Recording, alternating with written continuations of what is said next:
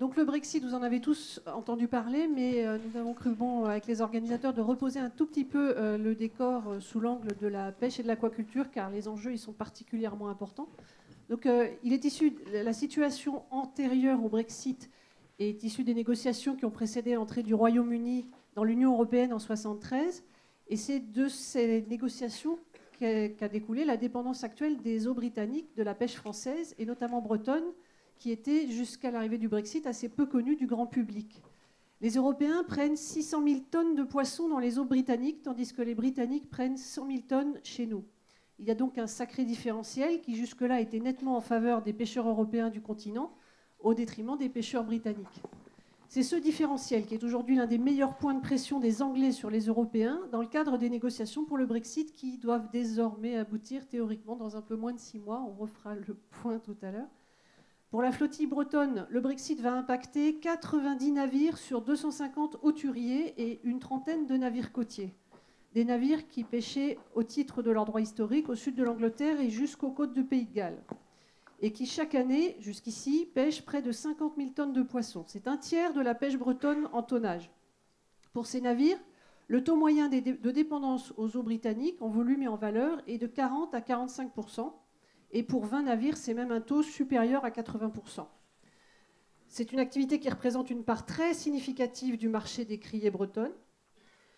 L'hypothèse la plus dure, celle d'une fermeture totale des eaux anglaises, n'est malheureusement plus si lointaine tant la pêche a été l'un des moteurs du vote britannique sur le Brexit.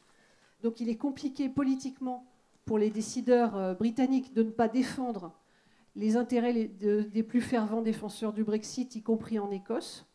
Donc un Brexit dur, qui est l'hypothèse qu'on craint ici, pour les Bretons, c'est le risque d'une perte sèche, pratiquement du montant de ces poissons, du jour au lendemain, avec la cascade des effets induits, un report de l'effort de pêche des flottilles vers d'autres zones, ce qui n'était pas évidemment anticipé. Il y a aussi un risque d'arrêt complet de certains navires, avec des conséquences évidemment de perte d'emploi d'équipage et aussi de potentielle disparition d'entreprises. Et puis à terre, un assèchement de l'approvisionnement de la filière halieutique, avec des risques de chute de chiffre d'affaires, des risques pour l'emploi dans les criées, chez les mareyeurs, et aussi les entreprises de transformation. On verra ensuite avec M. Le Gall pour l'angle conchilicole. Donc voilà, depuis 2 ans, tous ces éléments considérés comme acquis par les professionnels jusqu'au coup de tonnerre du Brexit ont été progressivement portés à la connaissance du grand public et autant que possible des décideurs politiques français. Mais la crainte de la filière, dans les négociations encore en cours entre l'Union européenne et le Royaume-Uni, c'est qu'au final, l'angle pêche du Brexit soit le grand perdant face aux autres enjeux de commerce international et de libre circulation. Donc c'est pour cela, entre autres, que vous avez été invité à cette journée Bresmer, pour pouvoir poser toutes les questions sur ce sujet aux répondants qui sont ici avec moi sur scène ou aux organisateurs pour mieux comprendre l'enjeu qui se profile. Donc avec moi effectivement j'ai M. Serge Guyot qui est mareyeur, M. Philippe Le Gall qui s'est présenté tout à l'heure, Jacques Pichon qui est directeur de l'armement de la houle et donc M. Philippe de Lambert-Desgranges, directeur de projet Brexit à la direction des pêches maritimes et de l'aquaculture. Et juste avant de passer aux questions de la salle, Monsieur de Lambert-Desgranges, est-ce que vous voulez juste nous indiquer où on en est des négociations ? Est-ce qu'on a un petit peu progressé par rapport à il y a 3 mois ou est-ce qu'aujourd'hui on est encore dans le flou le plus complet ? Ou est-ce qu'on a des dates ? Oui, donc bonjour à tous. Pour rentrer donc directement dans le vif de ce sujet éminemment important et éminemment stratégique dans le cadre de Bresmer, donc de cette université des filières de la mer bretonne. Le point que je peux faire actuellement sur les négociations donc, entre le Royaume-Uni et l'Union européenne à 27 est le suivant, mais je pense que ceux qui sont les plus informés parmi vous ont aussi le même niveau d'information que moi, mais effectivement il est bon de le rappeler. Nous sommes donc tout le monde, en tout cas l'Union à 27, et effectivement dans la perspective de pouvoir s'inscrire dans ce qu'on appelle un Brexit négocié. Ce que veut dire un Brexit négocié, c'est qu'effectivement, donc avant la fin du mois de mars 2019, donc avant la fin de l'échéance des 2 ans à compter donc de la demande d'activation de l'article 50 par le Royaume-Uni. Je rappelle que l'article 50 du traité de l'Union européenne, c'est effectivement la procédure de sortie de l'Union européenne.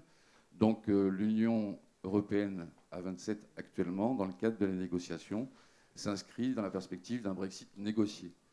Que signifie la perspective et le contenu d'un Brexit négocié?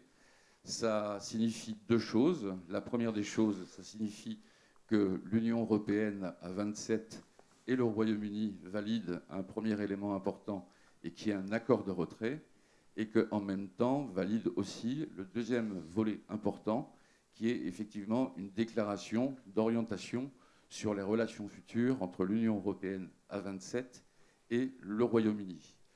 Le premier volet, donc je le rappelle, l'accord dit de retrait, en l'état actuel des choses, sur donc son contenu et son architecture, c'est effectivement mettre en place les relations pendant la période dite transitoire, c'est-à-dire la période qui prendra fin au 31 décembre 2020, donc les relations transitoires entre l'Union européenne à 27 et le Royaume-Uni, sachant qu'à ce stade-là, donc durant cette période, le Royaume-Uni sera effectivement considéré comme un pays dit tiers, c'est-à-dire qu'il ne sera plus, bien évidemment, par définition, membre de l'Union européenne. Donc il faudra régler les relations entre le Royaume-Uni et l'Union européenne à 27 pour effectivement pouvoir négocier ce qu'on appelle un traité de relations futures à partir donc de 2021. Et le deuxième point, effectivement, c'est que dans ce cadre-là, les principaux principes sont qu'effectivement, le Royaume-Uni, n'étant quand même plus membre de l'Union européenne, s'engage donc à suivre et à respecter l'ensemble des réglementations de l'Union européenne concernant effectivement l'ensemble des domaines d'échange Union européenne et Royaume-Uni. Si effectivement nous ne sommes pas dans cette hypothèse-là, c'est effectivement ce qu'on appelle le Brexit non négocié ou Brexit dur. Et effectivement, donc le 30 mars 2019, le Royaume-Uni devient effectivement un pays tiers complètement. Et là, effectivement, donc, nécessite, met en place, je dirais, un état de fait qui est qu'il va falloir revoir toute la structure des échanges et bien évidemment des compétences avec le Royaume-Uni. Le dernier point sur le sujet, l'état des négociations. Comme vous le savez, beaucoup dépend bien sûr des évolutions de la politique intérieure britannique.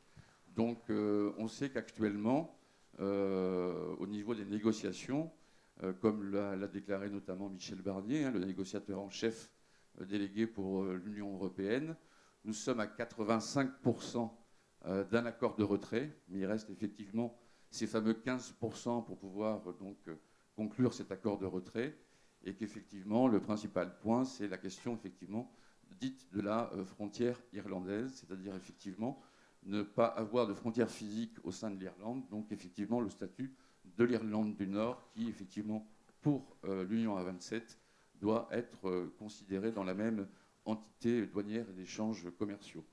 Après, bien évidemment, chaque jour apporte son lot, je dirais, de froid comme de chaud.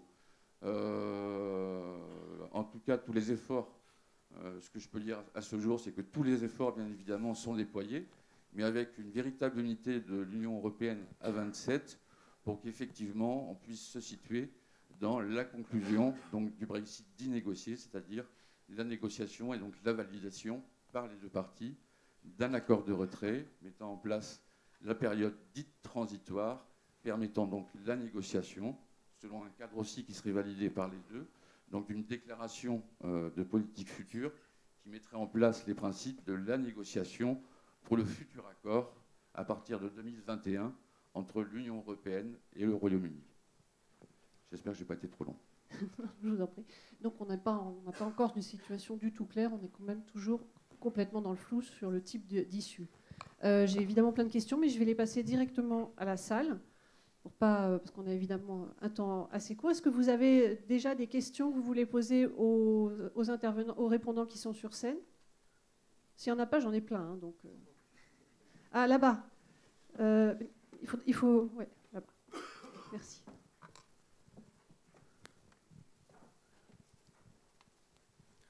Oui, bonjour. Stéphane Clairaut, député de Saint-Pierre-et-Miquelon. Donc, je suis un peu loin de ma circonscription, mais en tant que vice-président du groupe économie maritime à l'Assemblée nationale, Je m'intéresse évidemment à la question du Brexit. Et j'ai bien compris la dépendance de la pêche française qui va pêcher justement dans les eaux anglaises. Mais d'après ce que j'ai compris aussi, les Anglais, en tout cas, 65% de leurs exportations sont faites aussi sur le marché européen. Donc est-ce que là, on n'a pas un levier de négociation en liant dans les négociations justement le marché avec la pêche? Et puis, d'après ce que j'ai compris aussi, il y a l'alliance, le UFA, qui représente donc 7 pays pêcheurs, qui représente 16 000 pêcheurs. Est-ce que là aussi, on n'a pas un autre levier pour négocier en face des Anglais? Monsieur de Lambert-Desgranges ou Monsieur Pichon?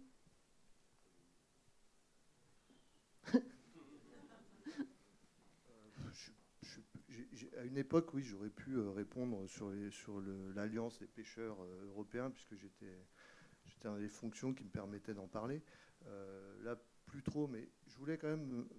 Il y a un point qui me fait réagir sur la présentation initiale qui a été faite, c'est le nombre de bateaux qui pourraient être concernés, directement impactés par le Brexit. À mon sens, c'est beaucoup plus large que ça.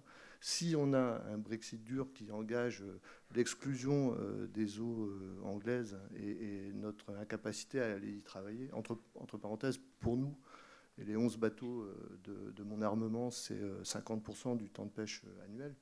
Mais bon, évidemment, ces bateaux seront directement impactés et ils en subiront les conséquences. Mais même si on négocie et que ça se passe le mieux possible, derrière, la négociation, elle engagera, et Philippe Delambert le dira sans doute, probablement une renégociation des clés de répartition des quotas européens. Et la France étant heureusement un des pays qui dispose des plus grandes parts, il est très probable qu'on perde des parts de quotas. Et là, ça ne concerne pas seulement les bateaux en question, mais tous les autres, y compris les côtiers d'ailleurs. Donc il faut voir, l'impact est quand même extrêmement important. Donc je tenais quand même... Et je tiens aussi à remercier, j'en profite, les organisateurs de cette rencontre. Ça permet à des gens comme moi, qui encore une fois ne représentent plus que lui-même et les 120 emplois qui dépendent de notre groupe, ce qui est quand même un peu, de rencontrer les décideurs, ce qui n'arrive pas autrement. Je crois que les organisateurs vous entendent. Est-ce qu'il y a d'autres questions dans la salle? Oui, normalement. Ah oui, là. On voit pas bien. Oui, bonjour à tous, à Monsieur Lambert. Que deviennent les droits historiques? Et tout à l'heure, vous avez également cité simplement 90 navires. Je croyais qu'on n'était pas seul dans l'Union européenne. Il y a les Irlandais, il y a les Espagnols, il y a les Portugais, il y a les Belges. Alors, mis ça bout à bout... c'est pas lui qui a cité les 90 navires, c'était moi et c'était pour la Bretagne. C'est pas grave, c'est pas grave. Que devient toute cette flottille, et puis les emplois, et puis la raison économique qu'il y a derrière? Oui. Donc, je réponds d'abord à votre question. Donc oui, effectivement. D'abord, c'est pour la pêche bretonne. Si on reprend les chiffres de 2016, en termes donc de navires qui ont au moins pêché 1 kilo dans les eaux britanniques, on est sur le chiffre global de 170. Après, effectivement, bien évidemment, en fonction du temps passé dans les eaux britanniques, le degré de dépendance croît naturellement. Et effectivement, Jacques Pichon vient de citer l'exemple de son armement. Après, il faut voir bien évidemment que ces chiffres-là correspondent aussi, en tout cas au niveau national, à un chiffre bien plus grand, puisqu'on estime qu'on a pas très loin de 520 navires dépendants pour une toute petite partie ou une très grande partie de leur activité dans les eaux britanniques au niveau français. Je n'ai pas les chiffres exacts ensuite pour vous répondre précisément sur l'ensemble de la flottille et bien évidemment ce que ça représente en termes de volume et de valeur au niveau de l'ensemble des autres États membres. Mais on est grosso modo sur à peu près la totalité donc en globalisant les 7 pays principalement concernés par l'accès aux eaux britanniques, on est sur un très fort chiffre d'affaires, puisque de mémoire, on n'est pas très loin du milliard d'euros de chiffre d'affaires, tout confondu, ces 7 pays-là. Après, je rappelle aussi qu'au niveau de cette dépendance, bien évidemment, elle est extrêmement différenciée et contrastée en fonction de l'activité des entreprises. Et bien sûr, on y est extrêmement sensible et on essaie de l'estimer au mieux.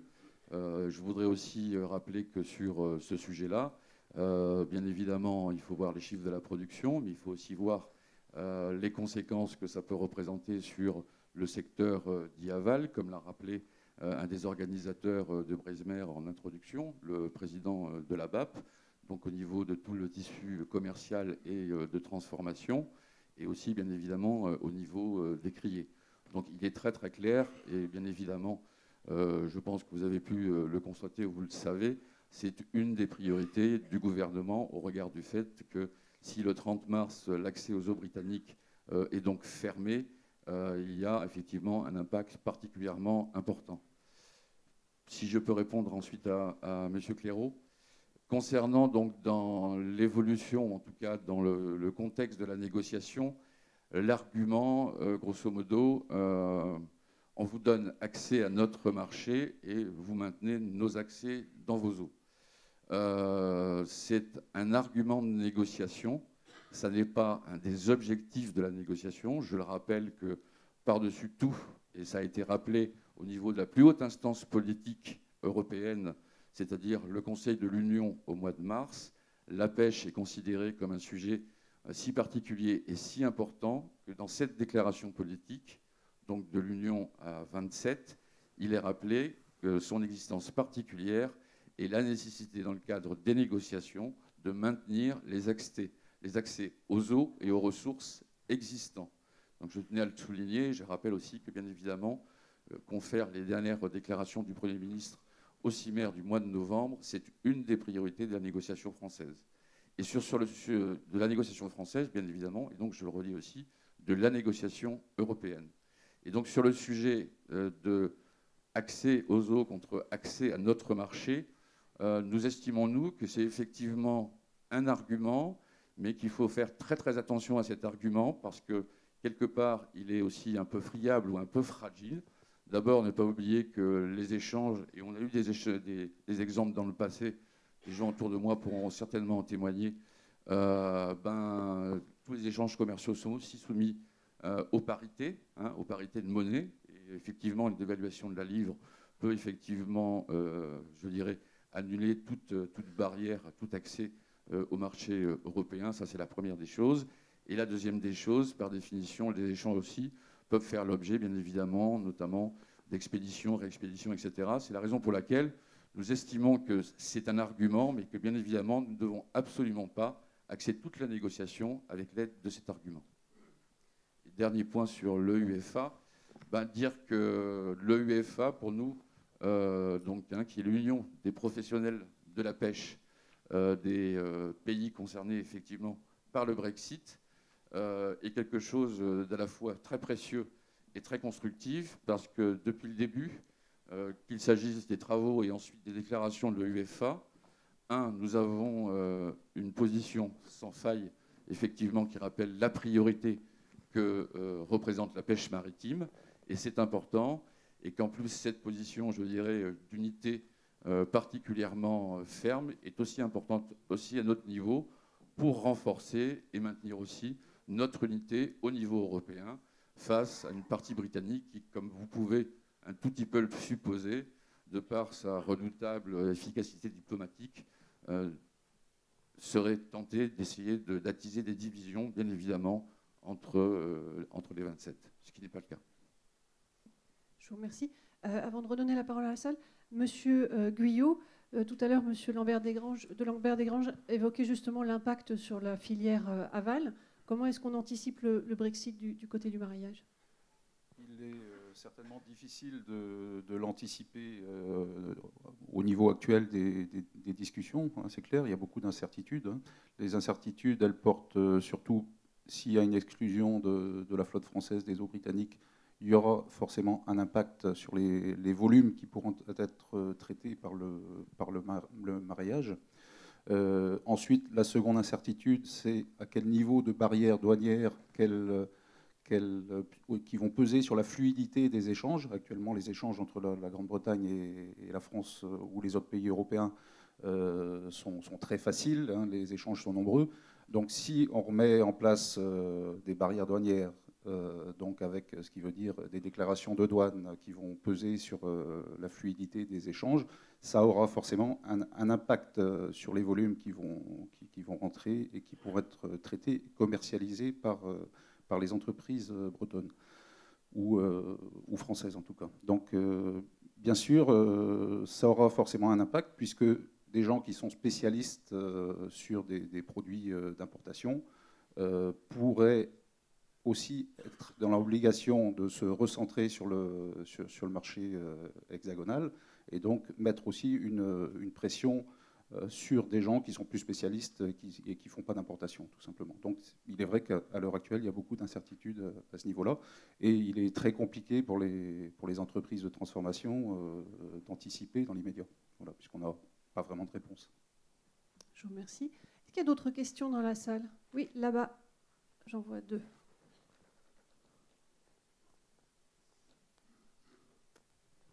Bonjour, André Berthou, Pêche et Développement.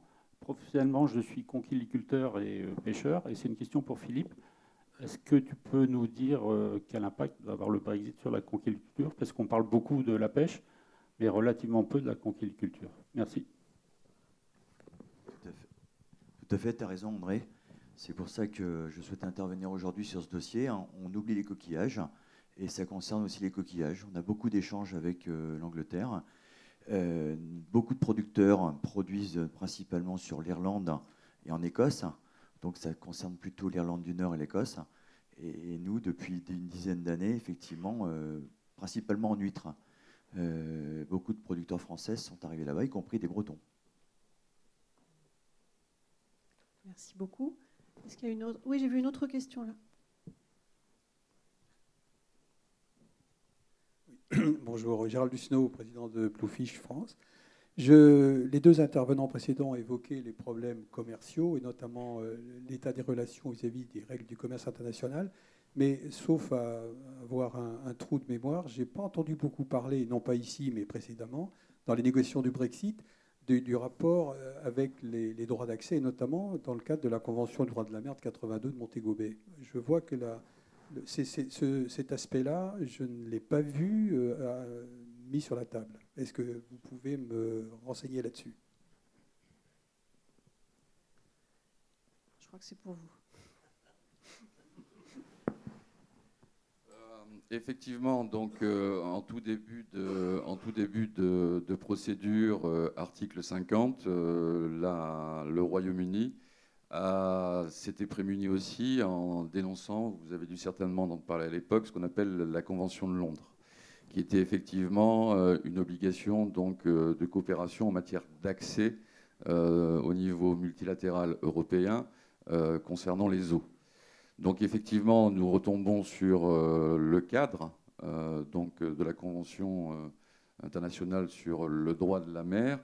Et effectivement, cette convention pose des principes qui, dans une approche immédiate, n'apportent pas de réponse, si ce n'est qu'effectivement rappelle donc les droits souverains de l'État côtier sur à la fois ses eaux territoriales et sa zone économique exclusive, et aussi, bien évidemment, vu le niveau de portée de la Convention, l'obligation de coopération en la matière avec les États côtiers riverains ou les États utilisant ces eaux. Donc effectivement, à ce stade-là, dans les cadres donc, de l'hypothèse dite d'un Brexit dur ou non négocié, la Convention dite de Montego Bay pose certes des obligations de coopération, mais n'apporte pas de réponse concrète immédiate.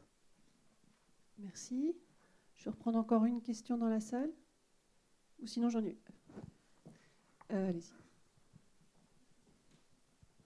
Oui, Jean-Yves Colletter. Je me pose une question, vu l'importance des criées bretonnes et donc des apports dans les criées bretonnes. Est-ce que ce Brexit-là fera qu'à terme, il y ait moins d'apports dans les criées. Et forcément, derrière, une crainte, c'est au niveau de l'emploi. Et c'est important parce que tout l'agroalimentaire, aussi le mariage, mais tout l'agroalimentaire qu'il y a derrière. Je ne suis pas un spécialiste de la question, mais je vous pose la question. Est-ce que vous avez regardé? Certainement, je pense. Qu'est-ce que ça peut donner? Oui. Oui, bien évidemment, on est en train de travailler sur ce sujet-là, puisque je le dis bien, effectivement, la fermeture des accès aux eaux britanniques, c'est automatiquement donc de la production en moins, parce que je le rappelle qu'il y aura absolument aucune possibilité de report donc dans les eaux françaises.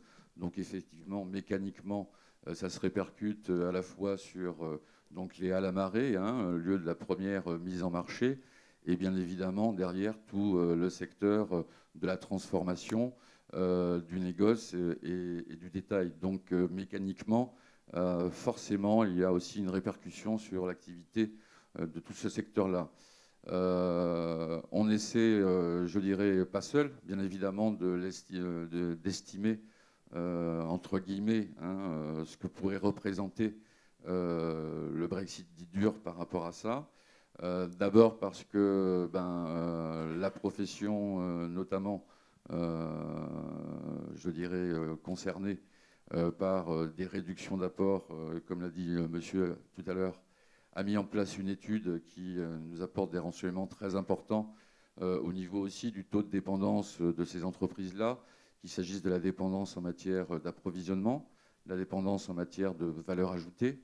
Effectivement, à partir du moment où vous avez un volume qui avant était débarqué en criée et venait à vos pieds pour transformation, si vous ne l'avez plus, vous perdez toute la valeur ajoutée de la proximité du débarquement, bien sûr, et aussi de la dépendance par rapport aux espèces. Donc effectivement, avec la filière, au sein du Conseil spécialisé de France Agrimaire, cette étude a été menée. Elle apporte déjà effectivement de bons chiffres sur qu'est-ce qui serait, entre guillemets, à qualifier de manque à gagner, bien sûr, mais là, l'ensemble de la filière au niveau national, ce qui n'est pas rien, puisque a priori, il y aura un manque au moins de 26 000 tonnes qualifiées à ce stade-là. Et ensuite, on est sur des calculs pour essayer de voir de façon plus précise, même si après, bien sûr, on rentre dans la stratégie individuelle de chacune des entreprises sur les répercussions en termes d'emploi. Merci. On va arriver à la fin de cette séquence. Oui, justement, j'allais vous donner le micro, donc ça tombe bien. Mais après, c'est juste un mot, parce qu'il va falloir qu'on enchaîne sur les sujets suivants. Juste un mot, parce que les données générales sur ce que donnerait le Brexit, c'est sûrement intéressant. Mais je pense que c'est intéressant de voir ce que ça donne au niveau d'une entreprise et des effets que ça peut induire. Nous, comme je disais tout à l'heure, 50% de notre activité, elle a lieu dans les eaux britanniques. Plus ou moins, selon les années, ça peut aller jusqu'à 60%. Il est bien évident que, contrairement à ce que dit Philippe, la première chose qui se passera avant que on ne disparaisse ou que 50% de notre activité disparaisse, on commencera par chercher à reporter notre activité ailleurs. Ce qui sera difficile dans la mesure où ça posera des problèmes de répartition des allocations de pêche, des droits de pêche, donc ça apportera des déséquilibres partout, mais c'est sûr qu'on ne disparaîtra pas sans réagir.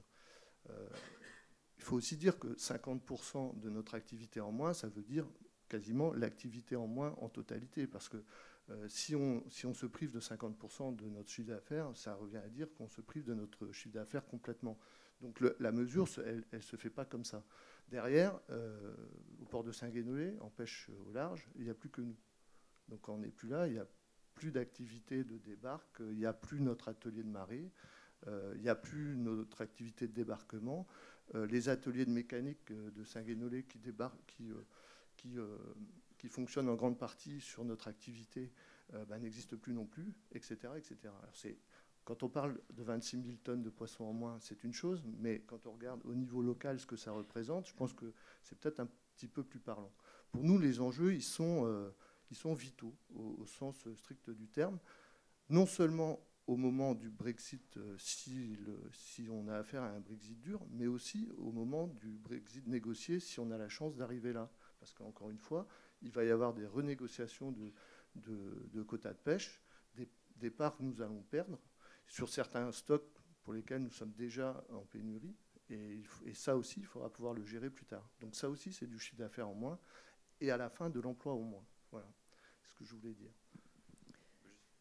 Je veux juste rajouter que par rapport à la remarque de Jacques, concernant le report, quand j'ai évoqué tout à l'heure le report, il ne s'agit pas du report effectivement vu sous l'angle concret et vu sous l'angle de la gestion des pêcheries françaises. Nous sommes bien conscients de l'impact absolument énorme du report qui est la tendance naturelle, qui sera la tendance naturelle des armements par rapport à l'ensemble des pêcheries françaises. Inutile de faire une description, qu'il s'agisse des côtes bretonnes ou qu'il s'agisse encore plus, bien évidemment, des côtes de la Manche. Ce que je voulais dire, c'est que dans le cadre de la négociation, nous avons tout fait pour bien expliquer qu'il n'y ait pas de tentation au niveau de nos négociateurs, au niveau de la Commission européenne, de pouvoir envisager d'emblée qu'il y a des possibilités de report, ce qui, bien évidemment, n'est pas forcément la position la plus favorable dans le cadre d'une négociation sur un domaine qui, effectivement, est un domaine très politique pour la partie Royaume-Uni. Voilà.